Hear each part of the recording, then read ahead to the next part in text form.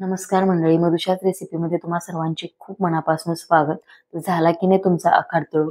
नसेल तळला तर तुम्हाला आखाड तळणीसाठी मी मस्त अशी रेसिपी सांगते, ती तुम्ही नक्की ट्राय करा. सुरुवातीला मिक्सरच्या भांड्यामध्ये 7 ते 8 हिरव्या मिरच्या, एक गड्डी लसूण छान असा सोलून घ्यायचा आणि त्याच्यामध्ये 1 चमचा जिरं घालायचं. मिक्सरला जाडसर असं वाटून घ्या, फार अशी बारीक पेस्ट करायची गरज नाहीये. आता हे बारीक वाटून झाल्यानंतर एखादं पसरट भांडं घ्यायचं, जेणेकरून आपल्याला त्याच्यामध्ये पीठ व्यवस्थित मळता येईल असं. मी इथं परात घेतली, याच्यामध्ये घ्यायचंय 2 वाटी ज्वारीचं पीठ. हो, आपण ज्वारीच्या पिठाच्याच पुऱ्या बनवतोय. 1 वाटी गव्हाचं पीठ घ्यायचं आणि अर्धी वाटी बेसन पीठ. तुम्ही बेसन पिठाऐवजी यामध्ये तांदळाचं पीठ सुद्धा वापरू शकता किंवा तांदळाचं पीठ आणि बेसन दोन्ही वापरलं तरी चालेल. तर याच्यामध्ये घालायची 1 चमचा हळद, 1 चमचा धना पावडर आणि 1 चमचा ओवा हातावरती चोळून घालायचा. म्हणजे ओव्याचा जो खमंगपणा आहे तो पुरीमध्ये खूप छान लागतो. आता याच्यामध्ये खूप सारी अशी बारीक चिरलेली कोथिंबीर घालायची. तर तुम्हाला कोथिंबीर आवडत नसेल तर याऐवजी तुम्ही इथं कसुरी मेथी सुद्धा वापरू शकता. 2 चमचे पांढरे तीळ घालायचे. थोडीशी तीळ मी वरून लावण्यासाठी सुद्धा ठेवलेले आहेत. चवीपुरतं मीठ घालायचं आणि हे जे मसाले आहेत ते कोरडे असताना व्यवस्थित असे पिठामध्ये मिक्स करून घ्यायचे. आता वरतून जो आपण हिरवी मिरची आणि लसणाचा जो बारीक ठेचा करून घेतला होता तो घालायचा आहे.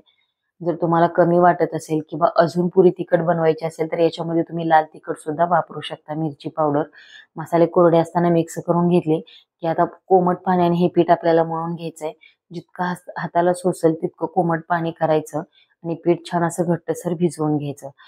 कोमट पाण्यामध्ये पीठ भिजवल्यामुळे काय होतं, पिठाला छान असा चिकटपणा येतो आणि पुरी सुद्धा व्यवस्थित लाटता येते आणि खायला सुद्धा खुसखुशीत होते.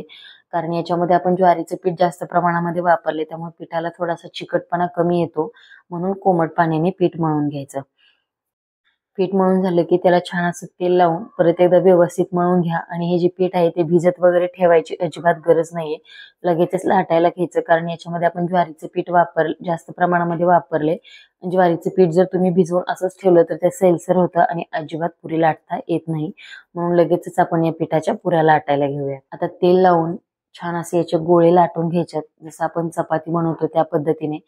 तुम्ही एक एक छोटे छोटे गोळे करून पुरी लाटली तरी सुद्धा चालेल किंवा जर तुम्ही इथं दाखवते त्या पद्धतीने लाटल्या तर अगदी सगळ्या पुऱ्या एकसारख्या होतात आणि पुऱ्या सुद्धा पटपट व्हायला मदत होते. आता थोडंसं लाटून झाल्यानंतर दोन्ही बाजूने याला छान असे तीळ लावून घेतलेत. तीळ लावल्यामुळे काय होतं, एकतर पुरी खायला खमंग होते, अजिबात तेलकट होत नाही. तिळामुळे पुरी जे ऑइल असतं ते जास्त शोषलं जात नाही आणि पुरी छान अशी मस्त खुसखुशीत सुद्धा होते. जर तुम्ही याच्याऐवजी तिळाऐवजी खसखस वापरली तरी सुद्धा चालेल. एक छोटीशी मी प्लेट घेतली आणि त्याच्या सहाय्याने मस्त अशा पुऱ्या मी तयार करून घेते. तुमच्याकडे जे काही भांडं असेल त्याच्याने तुम्ही याच्या पुऱ्या तयार करून घेऊ शकता. अशाच पद्धतीने मी सगळ्या पुऱ्या बनवून घेते आणि मग आपण पुऱ्या तळून घेऊयात. आता या पुऱ्या तर बनवून झाल्या. मी तुम्हाला याच्यापासून अजून एक पदार्थ बनवून दाखवणार आहे, ते म्हणजे कडबोळी. एकाच पिठापासून आज आपण आषाढ महिन्यातले 2 पदार्थ बनवतोय आषाढ तळणीचे. तर हे बघा, पुऱ्या तर तयार झाल्यात. आता आपण मस्त अशी याची कुडबळी करून घेऊयात.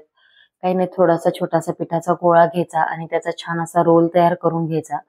आता याला सुद्धा थोडेसे तीळ असे पसरवून घ्यायचे, म्हणजे जेणेकरून सगळ्या पिठाला तीळ व्यवस्थित लागले जातात. त्याच्या दोन्ही कडा आहेत त्या व्यवस्थित चिपकवून घ्यायच्या आणि याचा छान राऊंड तयार करून घ्यायचा. मस्त असे झाले आपले कडबोळे तयार. चला, अशाच पद्धतीने मी सगळे छान तयार करून घेते. अगदी मस्त असे गोल गरगरीत तयार होतात. सुरुवातीला तर आपण पुऱ्या बनवून ठेवल्या होत्या तर त्या तळून घेऊयात आणि नंतर आपण कडबोळी तयार करून घेऊयात.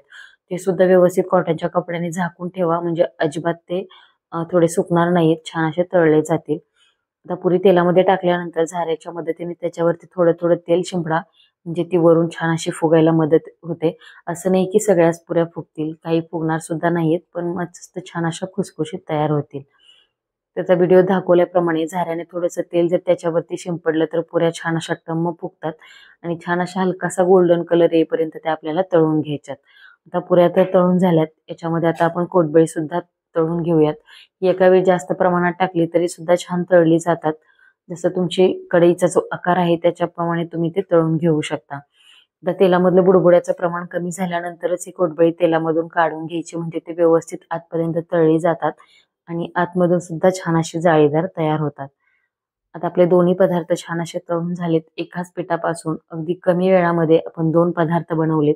ते खायला सुद्धा पौष्टिक आहेत आणि दिसायला सुद्धा छान दिसतात. तुमची मुलं सुद्धा वेगळं काहीतरी म्हणून आवडीने खातील. आणि तुम्हाला मी ते एक पुरी तोडून सुद्धा दाखवते की किती छान मस्त अशा टम्म फुगलेल्या पुऱ्या एकदम खुसखुशीत पुऱ्या तयार होतात. अजिबात जास्त तेलकट होत नाहीत आणि 8 ते 10 दिवस आरामात टिकतात. अजिबात खराब होत नाहीत. जर तुम्ही अशा पद्धतीने पुऱ्या बनवल्या तर 8 ते 10 दिवस राहणार सुद्धा नाहीत. अगदी 1-2 दिवसामध्ये सुद्धा संपून जातील. जर तुम्हाला या आषाढ महिन्याचा व्हिडिओ आवडला असेल तर व्हिडिओला लाईक करा आणि आपल्या चॅनलला नक्की सबस्क्राईब करा. भेटूया लवकरच अजून एका अशा छानच्या आणि नवीन